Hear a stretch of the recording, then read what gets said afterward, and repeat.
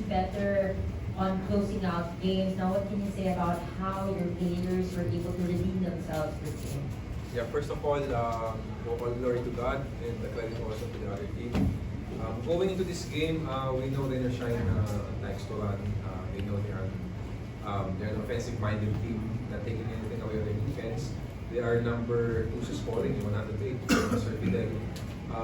We were able to limit them at 96, tapos yung fast break points na somehow medyo ahead din kami.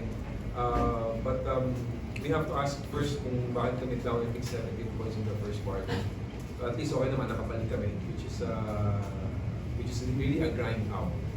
Medyo mahirap yung match-upan yung nila, yung one-on-one. We know we have to be better on their one-on-one defense. Their fast break attacks. Medyo nasaktan din kami sa post-up. So it took a lot of our energy to the whole team para ma-stop sila.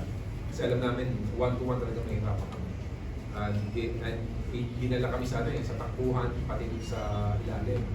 It's just nice na kahit paano nakakuha kami ng naibalik namin yung nag-gain namin yung momentum ulit. Somewhere in the second, late first. And yun, nalimit namin sila below 100. So, apart from the win, which is really nice, we won this week defense na late in the season, maka-advance kami sa playoffs, alam namin kailangan bumalik kami sa depensa. So yeah, it's just nice na naipanalo namin to within our team. Thank you, Coach. Now, Alec, you were limited to just 4 points at the half and then took over in the fourth quarter. If you could just talk us through that switch or change in the approach, also considering how the last game was played out. First of all, I just want to give a shout out to my teammates, especially for JL. He played really well for us coming off the bench. But all glory to God. For me personally, I played really bad. I played awful last game, and especially down the stretch, I wasn't able to give my team a chance. So I wanted to make sure I bounced back this game, and starting off really bad as well. So I just wanted to make sure I'm able to bounce back and give my team a chance to win. That's pretty much it. We're now ready for the questions from the media. Coach, congratulations. Thank you. Coach, with this win, umangat kayo sa second place, 7-3. And very crucial win considering yung sa gitna dikit eh. So, Yeah. Meron pang, we still have 2 games. Tapos if I remember it right, yung mga ibang teams may mga 6, parang topic siya na may 5 games, 6 games pa rin. So, I mean, it's our goal na makapasok sa playoffs. And hopefully, kung mabiyayaan pa makuha namin yung top 2. Pero at the end of the day, marami pa pwede mangyari. So, before this game, concentrate lang natin itong Rain or Shine. After today, we have our last 2 games, Blackwater and San Miguel. Blackwater na muna. Tignan namin kasi hindi pa rin, mahirap pa rin predict eh, dahil may ibang teams nga, marami pang games. So, we will just control kung ano yung mga control namin. But, punin namin yung momentum going to the playoffs na hopefully naman maka-advance kami sa playoffs. And medyo ano na kami sa first round eh. Hopefully maka-advance kami at the end of first round.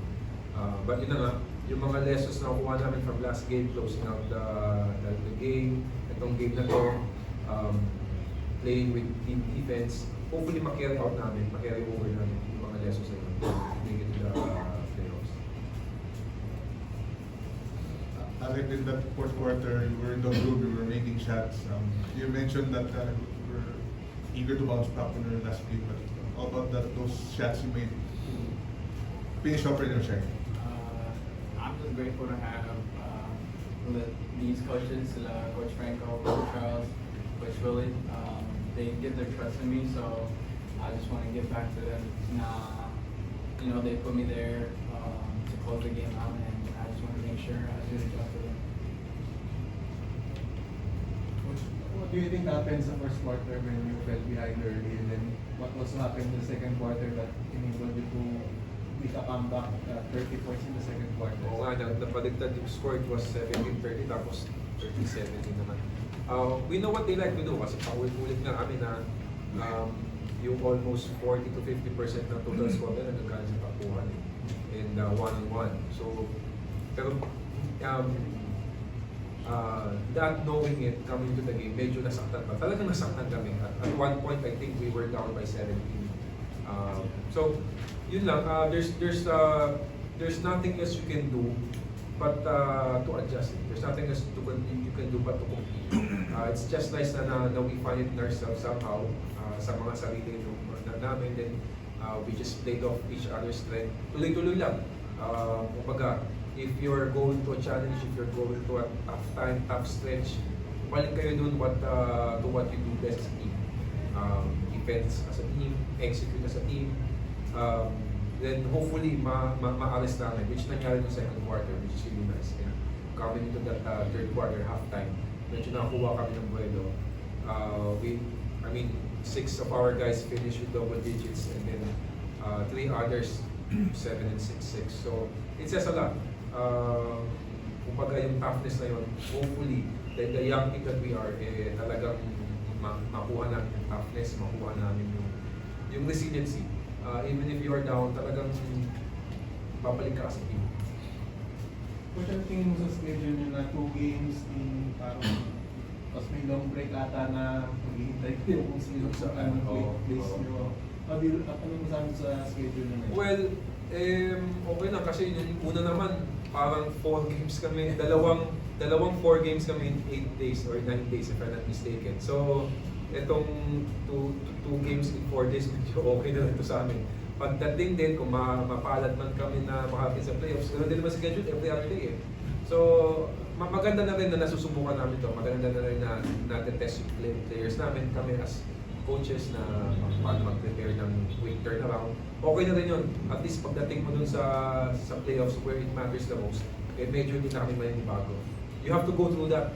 Mahirap talaga yung sport, mahirap yung competition, maraming factors. Pero at the end of the day, kailangan mo pa rin pagdaanan yun. And kung katitibay, kung nahihirapan ka, doon pa rin. Coach, I wanted to ask about a couple of your players because Justin got hurt sa calf Yeah. at that first quarter, and then Chuck is also nursing a fever. Yeah. So, but both of them chose to soldier on in this game. Yeah. If you could just comment about the character, the attitude that they displayed, and the dedication to the team. Si CD was coming into this game, medyo may bump stomach. So we asked him kung okay siya. Okay naman daw siya, he will play through it. Pero if you see, yung umpisa niya, medyo lackluster. Justin was, I think nagkaroon ng contact, I just don't know from Dokumba or Dalito, I'm not really sure. Pero natamaan yung bandang shin area niya, nagta-tight daw. But he played on, a couple of times nag-wobble siya. Again, siguro part yun ng mga grueling schedule, part yun ng mga games na medyo down kami, part yun ng talo nung last game against Broken Tex na kahit mahirap wala ka namang choice. Kailangan, kung gusto mong manalo, you have to do that sacrifice. And masaya kami for that. Kasi tinanong ko nga si ECD, do you want to sit out? No good at coach. I'm good. I'll go on. I'll play. So, yun, si Justin din, gano'n din, tinanong namin kung magpapalabas siya, okay naman daw siya, he will manage it. And I give credit to our sportsmen, medyo malaki rin yung pambag nila eh. CD coming in, talagang pinrate nila. Justin, gano'n din. I think there's one other guy, a couple more guys na pag lumalabas. Si Alec dito towards the end, kaya medyo maano pa to sa endgame because of those guys. Yung mga unsung heroes namin, they're one of the best I believe dito sa Liga on how they take care of our players. With that, we end our post-game press conference. Congratulations, gentlemen.